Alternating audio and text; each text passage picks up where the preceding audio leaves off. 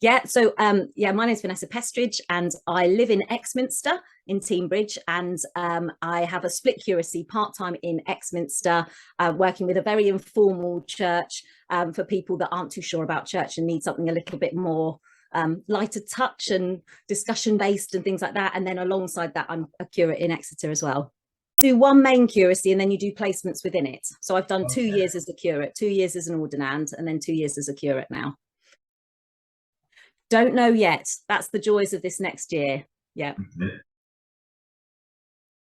Wow, great question. I think back in February, March time, like so many of us, we were hearing on the news just the awful situation that was unraveling there and the number of people that were fleeing their homes.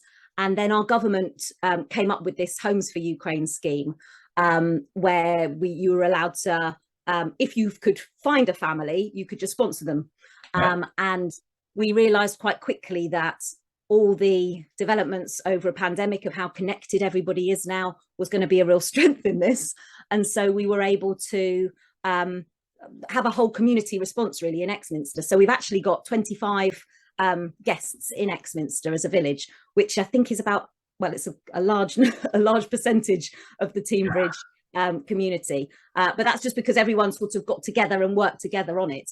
So some of us have provided spare rooms, others have provided clothes or spare bikes or finances or their skills and their time. And we've all kind of given a little bit to be able to put it together. So that's kind of why I got involved, because I could see that there was an opportunity there as a whole community to respond together and in that way have a bigger impact than each of us did it on our own.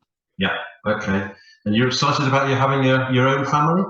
Yeah, really looking forward to having them come to stay. I mean, obviously, it's one of those mixed things because I would love them to not have to leave their country. I would love them to be able to stay where they are. And what we've discovered meeting our lovely friends now is, however great it is to have them with us, we would rather they could be back at home. Many of them are sort of separate from their loved ones still. And I know our UK news has gone quite quiet now on much of what's been going on out there, but they're still hearing sort of the horrors unraveling. So yes, I'm looking forward to having them in one sense, but I wish we weren't living in a world where we needed to. Of course.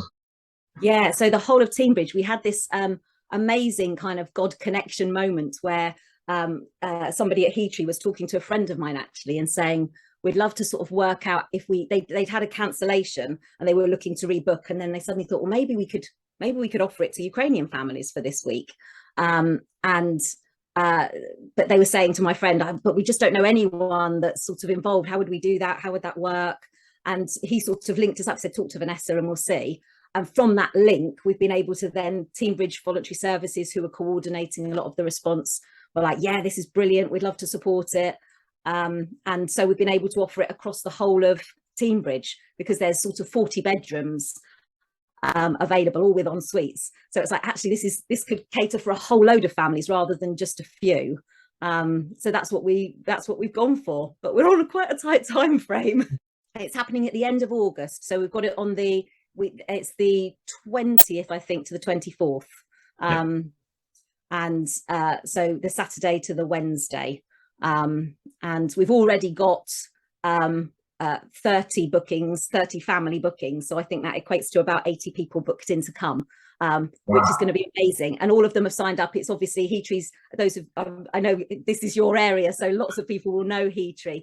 And as a Christian activity centre, we're looking at how we can marry together all the kind of the rest and the relaxation of that place, just by the geography of it, as well as lots of exciting activities, and also being able to speak into their hard times with the love of God and being able to demonstrate that through small acts of worship and just prayer support. We're wanting to have a prayer room there as well. And that's really what we're kind of trying to get the word out around with other churches, is whether they might be able to get involved in different ways. Okay. Yeah, I think one thing, as is always the case, is to fund it. So some people may want to fund a family or an individual. It costs Heatree about £85 per person to run it.